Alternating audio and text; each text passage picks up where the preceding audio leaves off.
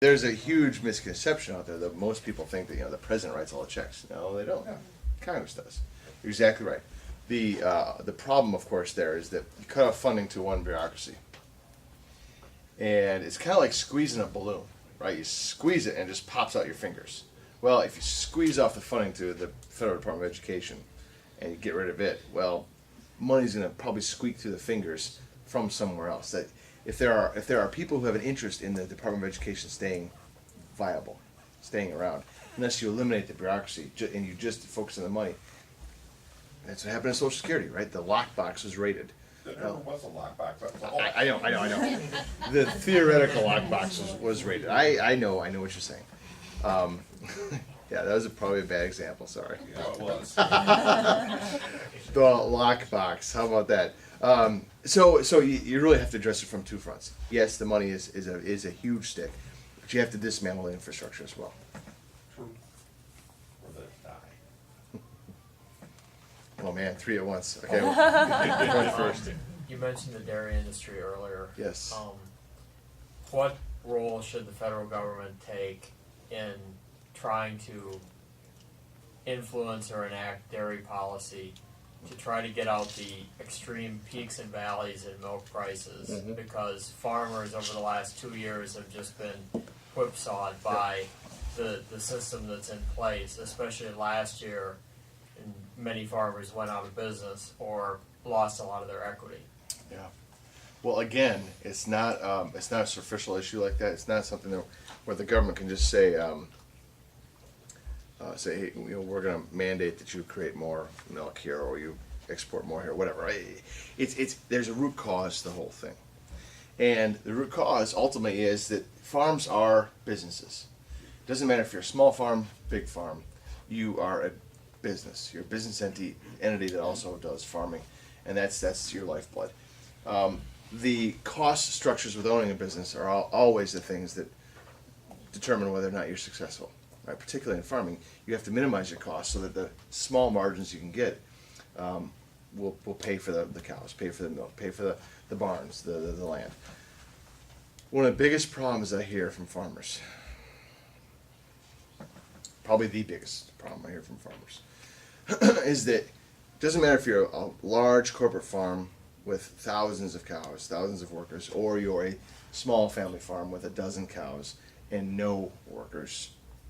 The regulations for food safety, the regulations for OSHA requirements, the regulations that the government hands down are identical. And if you look at history, the small family farm is almost never responsible for any of the foodborne illnesses that come out of farming or the safety issues that cause multi-million-dollar lawsuits. So why are they subject to the same laws and regulations as the large farms? Now, the large farms, understand, are big enough they can spread that cost out across several different sectors they may have their fingers in, so the costs don't impact them as much. The costs devastate the small family farm, though. And if we're going to keep Wisconsin family farms as an institution, if we're going to keep them around, we need to approach this with a little sense of reality and recognize that you can't have these two totally different players playing the same field. It's like putting up a junior high football team against the Green Bay Packers. It's not fair. It's not a fair fight. You've got to allow them to have regulations that match what their capabilities are. Well, I grew up on a small farm milking 50 cows, and that's becoming extinct. It sure is. And that lifestyle that I grew up with, it's never coming back for a lot of people that used to be You're right. on a farm like that. And Yeah. I'm not saying how can we reverse that? It's just sad that that's been lost. And I know there's nothing as a senator that you could do about that, but it's just kind of an observation. Well, there's something as a senator that I might be able to do about it, and that is reevaluate how we're applying these laws and these regulations to farms. I think it has to. It's a fight, certainly worth fighting in Wisconsin. Andrew, Can I ask him a question? please. Yeah. No softballs. Okay. Are you referring to that law that came out of the Depression where the transport of milk decided the price of the milk? No, I was just asking a general question, but the milk pricing system, the federal government probably has more control or jurisdiction over that than any other ag policy. Sure Where's does. your constitution And- there in your pocket? And Then I right can't to see do where it. that's done a See here. whole lot of good in Here's- terms of keeping, especially small farmers in Yeah. business. Well, Here's the Holstein it's an Amendment. obsolete, the law is totally obsolete because the whole transportation system has changed since the Right. Depression. And I don't believe that law is off the books, and it hurts Wisconsin farmers. How do you feel about raw milk? If farmers want to sell raw milk, I think they should be able to. Hooray! If people want to consume raw Does milk, that they go should be for able raw to. cider and other Jim stuff Doyle too? used to think that too, but not when he had to veto it. Yeah, yeah, exactly. Well, I found a lot of people, I work at the grocery store, I found a lot of people that are actually allergic to the pasteurization. Sure. Yeah. Yeah. I'll shoot another one at you. Somebody, I think, actually it might have been my mother, who was talking Oh, about boy. teachers' unions and the damage that they are potentially doing. We see things like, the threat of card check, et cetera, going on, and Mhm. the unions who really have been waning in influence, trying to regain influence, really through quite underhanded means that are not even vaguely constitutional. And I'm wondering how you go about, again, from a Senate seat, creating a situation in which the unions are placed back in check. Well, you oppose card check.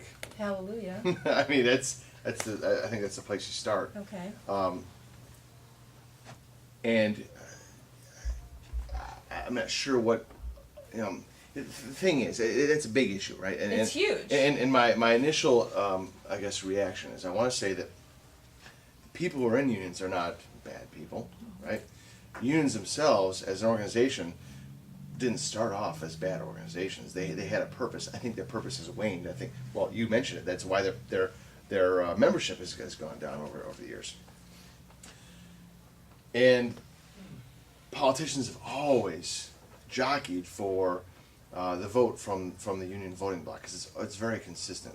There's very little variance. In fact, it's probably the most consistent voting bloc there is in politics today. So there have been a lot of politicians who have made a lot of deals with unions to try and get that consistent vote. That's why you see politics always catering back to that bloc and trying to make it easier for unions to grow. I agree that is totally unconstitutional. It's unfathomable that you would put a vote above principle, that you would put a potential voting bloc or long-term job security in office above what's right for America. And I think that Americans are speaking. They're saying we don't need unions. Again, that's not saying the people who are members of unions are bad. It's not even saying that the origin of those unions is wrong. But right now, our workforce has evolved to a point where we largely don't need unions, and to try to facilitate an unnatural union growth in an environment where it just doesn't fit really hampers the economy, hampers America. And I love people who work in the labor trades and who are laborers. That's the salt and light of this world, right? They make everything go around. So this is certainly not.